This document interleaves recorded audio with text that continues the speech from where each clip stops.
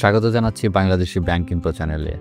একটি প্রশ্ন অনেকের কাছ থেকে প্রায়ই শুনতে পাই যে, আমার কিছু লোন দরকার, ব্যাংকে তার জন্য কত শতাংশ জমি বন্ধক দিতে হবে?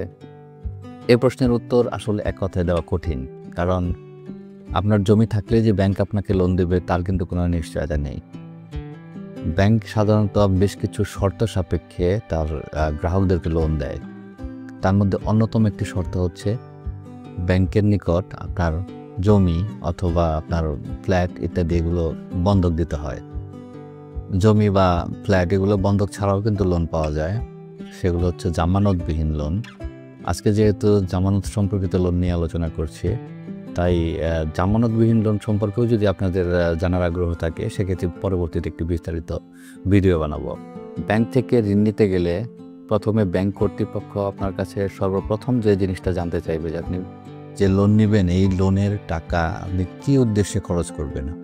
হয় আপনাকে ব্যবসা প্রতিষ্ঠান থাকতে হবে, হয় আপনার খামার থাকতে হবে, এমন কিছু থাকতে হবে বা এমন কোনো সেক্টরে আপনাকে টাকাটা ইনভেস্ট করতে হবে যাতে ব্যাংক কর্তৃপক্ষ বুঝতে পারে যে ব্যাংক থেকে যে লোনটা আপনি নিচ্ছেন সেই টাকা আপনি ইনভেস্ট করে সেখান থেকে মুনাফা তৈরি করতে পারেন এবং ব্যাংকের ঋণ আপনি শোধ করতে পারেন।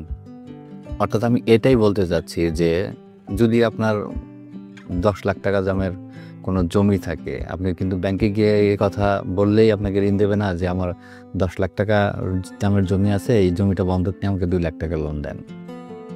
অর্থাৎ ব্যাংক প্রথমে আপনার ঋণের উদ্দেশ্য সম্পর্কে নিশ্চিত হওয়ার পরে তারপর আপনার জমির মূল্য কত সেই দিকে ফোকাস করবে। যেমন ধরুন আপনার একটি মুদি দোকান আছে, সেখানে আপনি ইতিমধ্যে 10 লাখ টাকা ইনভেস্ট করেছেন। ব্যাংক চাইলে সেখানে আপনার আরও 10 লাখ টাকাও আপনাকে ঋণ দিতে পারে।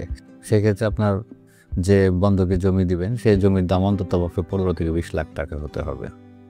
এখন একটি প্রশ্ন আসে যে তাহলে ব্যাংক আপনার যে জমি যেটা বন্ধক দিতে চাচ্ছেন সেটা কিভাবে তার মূল্য নির্ধারণ করবে? এটা বিভিন্ন ব্যাংক বিভিন্ন রকমভাবে করে। কিছু কিছু ব্যাংক আছে যারা বাজার মূল্য কত সেটা দিয়ে নির্ধারণ করে, আবার কিছু কিছু ব্যাংক যে ওই এলাকার যে মৌজা রেট আছে সেটা দিয়েও মূল্য নির্ধারণ করে।